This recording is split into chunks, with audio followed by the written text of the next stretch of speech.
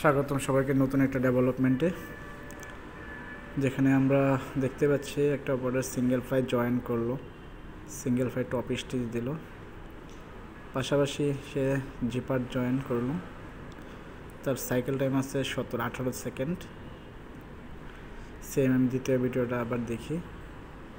Single fly join 7 second, single fly top stitch 3 second, zipper join first stitch second stitch, এটা লাগবে 17 second. মোটামুটি 17-18 সেকেন্ডে সে single fly join করে single fly top stitch hidden stitch দিয়ে পাশাপাশি zipper join করতেছে, যেখানে এই অপারেটরের capacity near about more than 180 pieces, 180 পিসের উপরে। অলরেডি অপারেটর 170 করে করতেছে,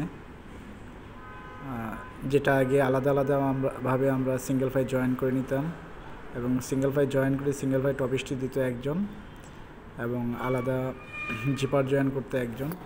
সেক্ষেত্রে ওদের ক্যাপাসিটি ছিল 200 পিস, 220 পিস ওরা কাজ করতো। বাট আউটপুট টার্গেট আমার এত না থাকার কারণে প্রসেসটাকে আমি কম্বাইন করে নিয়েছি, সেক্ষেত্রে সে 170 করলেই হচ্ছে। সবাইকে ধন্যবাদ।